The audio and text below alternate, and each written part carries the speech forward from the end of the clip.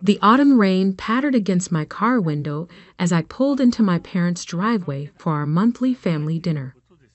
These dinners had become a ritual of humiliation over the past 5 years. Ever since I'd walked away from the proper career path my family had planned for me. I checked my reflection in the rearview mirror, adjusting my simple pearl earrings, a gift from my grandmother before she passed. At 36, I looked nothing like the corporate success story my sister Jessica embodied. No designer suits, no elaborate hairstyle, just clean professionalism and quiet confidence. The porch light flickered on automatically as I approached the door, probably triggered by one of the many smart home features Jessica had insisted on installing for our parents. Another display of her supposed success. "Oh, Emma's here." My mother's voice carried through the door before I could knock. The slight disappointment in her tone was familiar. I was always Emma. Never my successful daughter or my accomplished child. Those titles were reserved for Jessica. The door opened to reveal my sister in all her glory. Channel suit, perfectly styled hair. That practiced look of condescending concern she perfected since childhood. "Emma, you're actually on time for once," she smirked, air-kissing my cheek. "And in the rain too. Still haven't replaced that old Honda?" I smiled, hanging my coat in the foyer. "It gets me where I need to go." "I'm sure it does," she said with false sweetness. "Unlike my new Mercedes. Have you seen it? Company car, of course. One of the perks of being senior VP at Atlas Corp." Ah, there it was. The first brag of the evening, right on schedule. The dining room was warm and bright, set with Mom's best china. Another tradition meant to highlight the contrast between Jessica's achievements and my supposed failures. Dad sat at the head of the table, already nursing his usual scotch, while Mom fussed over the place settings. "Emma, dear," Mom called out, "we put you next to Aunt Sarah. I thought you two could discuss things." By things, she meant Aunt Sarah's recent divorce and subsequent career struggles. The failure corner, where they seated anyone who didn't meet their standards of success. "Actually," I said quietly, "I'll sit here." I pulled out a chair at the main part of the table, directly across from Jessica. My mother's eyebrows shot up, but she said nothing. "So," Jessica began as the first course was served. "I was just telling Mom and Dad about my promotion. Senior Vice President of Operations at Atlas Corp, youngest in company history." "That's wonderful," I murmured, taking a sip of water. "Of course, it's not just the title," she continued, warming to her favorite subject, herself. "I'm overseeing the merger with Thompson Industries, leading the restructuring team, basically running the whole show while they search for a new CEO. Dad beamed with pride. "That's my girl. Always knew you'd make it big. Unlike some people," Jessica added, shooting me a pointed look. "Still doing that consulting thing, Emma? Or have you finally realized it's time to get a real job?" Mom jumped in, ever the peacekeeper. "Now, Jessica, I'm sure Emma is doing her best." "Oh, I am," I said, my voice steady. "How's the Thompson merger going? I heard there were some complications." Jessica's smile faltered slightly. "Nothing I can't handle. We're announcing the final details next week. The board's very impressed with my leadership." "Interesting," I said, cutting my salmon into perfect squares. "And the tech integration? All sorted?" "Of course," she said quickly. Too quickly. "Everything's proceeding exactly as planned." I nodded, saying nothing. The silence stretched uncomfortably until Mom jumped in with her usual nervous chatter about the neighbor's new landscaping. Actually, Jessica announced, clearly eager to reclaim the spotlight, I should tell you all my big news. The board called me in today for a special meeting. Here it comes. They're expanding my role. She practically glowed. Starting next month, I'll be overseeing all operational integration for both companies. It's practically a CEO-level position. Practically, I echoed. My sister's a nobody, Jessica bragged, turning to our parents. Well, I just got promoted at Atlas Corp. Can you believe it? 2 companies under my control. I set down my fork carefully, dabbed my lips with a napkin and smiled. Congratulations, Jessica. I'm the new CEO there. The silence was absolute. Jessica's wine glass stopped halfway to her mouth. Dad's fork clattered against his plate. Mom's nervous chatter died mid-sentence. What? Jessica whispered. Atlas Corp, I repeated calmly. The board appointed me CEO this morning. I start Monday. That's impossible, Jessica sputtered. I would have known. I'm senior VP. I'm in all the major meetings. The ones you're invited to, yes. I pulled out my phone and pulled up an email. Would you like to see the announcement? It goes out tomorrow morning. But as my direct report, I thought you should hear it from me first. Direct report? The color drained from Jessica's face as the implications sank in. Oh, and about the Thompson merger? I continued, my voice still pleasant. We should discuss those complications you mentioned, particularly the $300 million in undisclosed tech debt you seem to have missed in your due diligence. Dad's scotch glass hit the table hard. Emma, what exactly are you saying? I stood slowly, smoothing my simple black dress. I'm saying that tomorrow morning, Atlas Corp will announce its new CEO. The same person who's been quietly consulting for them for the past 5 years, restructuring their tech division and preparing for this exact moment. I turned to Jessica. The same nobody's sister who's been watching you take credit for other people's work, manipulate reports, and nearly derail a billion-dollar merger. You can't. Jessica started. I can. I cut her off. And I will. Board meeting, Monday morning, 9 a.m. sharp. Don't be late. I picked up my purse and turned to our parents. Dinner was lovely, as always. Though next time, perhaps we could all sit at the main table. The walk to my Honda had never felt so satisfying. Behind me, through the dining room windows, I could hear Jessica's voice rising in panic, Mom's attempts at soothing, Dad's confused questions. But I wasn't done yet. Monday morning would bring more surprises, and Jessica's perfect world was about to shatter completely. The Atlas Corp headquarters gleamed in the early morning sunlight, its 60 floors of glass and steel reaching into the clear blue sky. I pulled my Honda into the CEO parking spot, right next to Jessica's Mercedes, and smiled at the security guard's double take. Morning, Frank, I said, showing my new badge. How's Sarah doing in college? He beamed. Great, Ms. Thompson. That scholarship program you recommended, it changed her life. Inside, the lobby was buzzing with unusual energy. News of the CEO announcement had leaked, though not the specifics. Employees huddled in small groups, whispering theories and speculation. I caught fragments as I walked past. Heard it's someone internal. Jessica Thompson for sure. She's been telling everyone. Maybe that consultant who fixed the tech division. The executive floor was eerily quiet when I stepped off the elevator.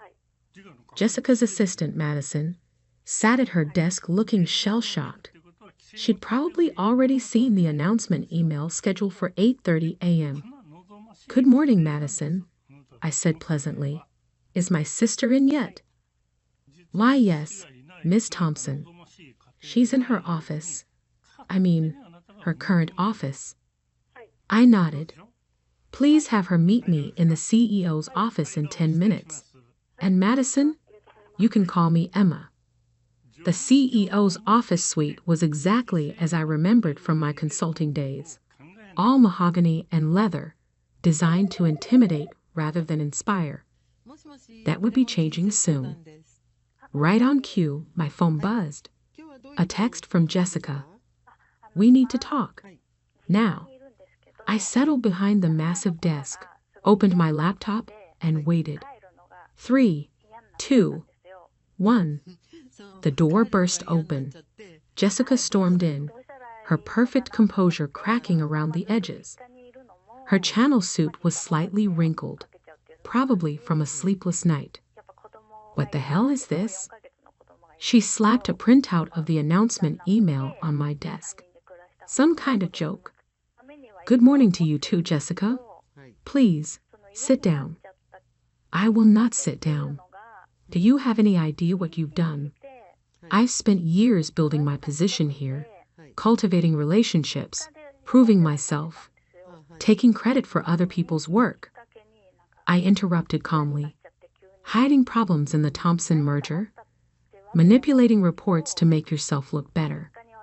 She paled slightly but rallied. You can't prove any of that. Actually, I said, turning my laptop around, I can. Would you like to see the evidence? The board has already reviewed it all, of course. It's part of why they chose me for CEO. The board? She laughed, but it sounded hollow. I know everyone on the board. They wouldn't. You know the old board. I corrected her. The one that stepped down last month after the pension fund scandal. The new board? They're a bit more thorough. Jessica sank into a chair, her legs seemingly giving out. How long have I been preparing for this? 5 years. Ever since you took credit for my tech restructuring plan and got your first promotion. I leaned forward. Did you really think I was just some failed consultant all this time? That I didn't notice you using my strategies, my ideas, even my exact phrases in your presentations? I earned my position, she whispered, but the conviction was gone from her voice. No, you didn't. But here's your chance to earn something real. I pulled out a folder and slid it across the desk. Your new position. Junior Operations Manager, reporting to the actual team that's been doing your work all these years. Junior? She looked like she might faint. You can't demote me. I'll resign first.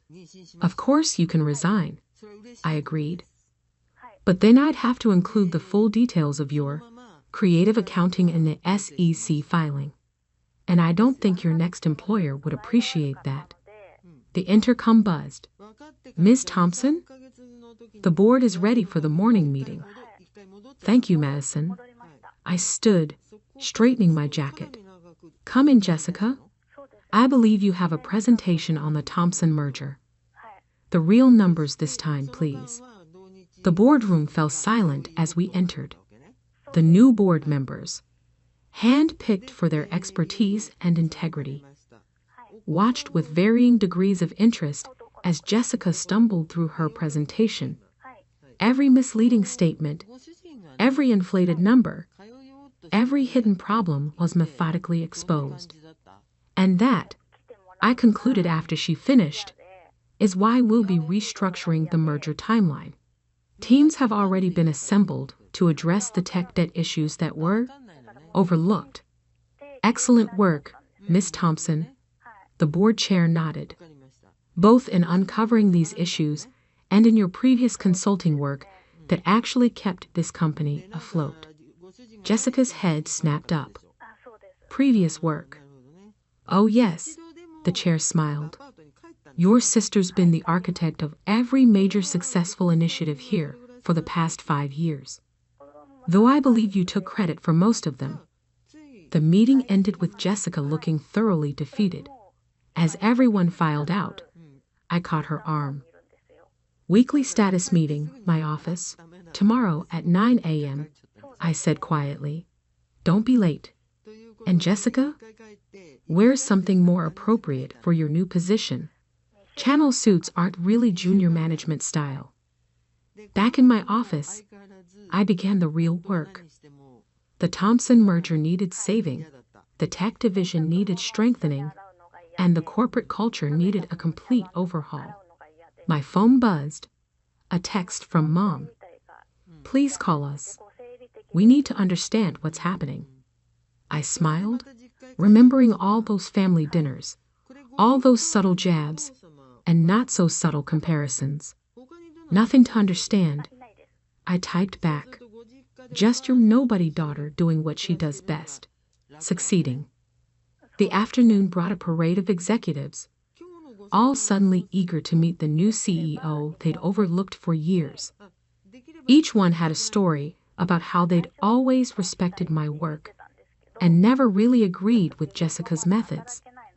Amazing how quickly people's memories change when power shifts. By evening, Jessica's nameplate had been removed from her executive office door. Her assistant Madison was being reassigned, promoted, actually, to work directly with me. And the Thompson merger team was already implementing the solutions I'd prepared months ago. As I packed up for the day, a final email arrived from Jessica. You won't get away with this. Family doesn't do this to family. I thought about all the times she'd undermined me, belittled me, stolen my work. About all the family dinners where she'd made sure everyone knew exactly how much of a nobody I was. You're right, I typed back. Family doesn't do this to family. Remember that next time you're tempted to take credit for someone else's work. See you at tomorrow's status meeting. Don't be late. The Honda started smoothly as I pulled out of the CEO parking spot. Tomorrow would bring new challenges, new opportunities to prove exactly why I deserved this position. And Jessica? She was about to learn what it really meant to earn your success. 6 months passed in a whirlwind of changes at Atlas Corp. The Thompson merger, properly restructured, had become a case study in successful corporate integration. Our stock price had risen 40%. Employee satisfaction scores were at an all-time high. And the tech division was revolutionizing the industry. And Jessica? She'd survived. Barely. In her new role as junior operations manager. Every morning, I watched her Honda Civic. The Mercedes had been a company car, naturally, pull into the regular employee parking lot. Every week, she sat through status meetings, presenting actual data instead of manipulated reports. It was a Tuesday morning when everything changed again. I was reviewing quarterly reports in my office, now redesigned to be more collaborative than intimidating, when Madison buzzed in. Your parents are here, she said, her voice careful. They don't have an appointment, but I sighed. After 6 months of ignored calls and declined dinner invitations, they'd finally decided to take direct action. Send them in. They looked older somehow, less imposing than I remembered. Mom's designer outfit seemed forced. Dad's usually commanding presence diminished. They stood awkwardly just inside the door, taking in the changes to the office they'd once visited to praise Jessica's accomplishments. Nice view, Dad attempted, gesturing at the floor-to-ceiling windows. Better than the failure corner at dinner, I replied mildly. Please sit. They settled onto the modern conference chairs. Gone was the intimidating leather furniture of the old regime. Mom clutched her handbag like a shield. Emma, she began, we've been trying to reach you. I've been busy. Running a company takes time. But you knew that, right? All those times you praised Jessica's 60-hour weeks while dismissing my consulting thing. Dad shifted uncomfortably. About that? We may have been hasty in our judgments. Hasty. I pulled up a file on my laptop. Let's review, shall we? 5 years of family dinners where I was seated in the failure corner. Countless comments about getting a real job. The time you skipped my consulting firm's launch party to attend Jessica's promotion celebration. Hasty doesn't quite cover it. We didn't know, Mom protested. Jessica always said, "That's the problem." I cut in. You never asked me. Never looked beyond the surface. Never questioned why Atlas Corp's success always seemed to align with my consulting contracts. And now, Dad asked quietly. I turned my laptop around, showing them the company's latest financial reports. Now Atlas Corp is stronger than ever. The Thompson merger that Jessica nearly derailed. It's revolutionizing the industry. The tech division she claimed was worthless. It's our biggest growth sector. And your sister? Mom's voice was barely a whisper. See for yourself. I pressed the intercom. Madison, please ask Jessica to join us. A few minutes later, Jessica slipped into the office. Gone were the designer suits and perfect makeup. She wore business casual attire, her hair simply styled, her expression guarded. Sit down, Jessica, I said, gesturing to the remaining chair. Your quarterly review is due.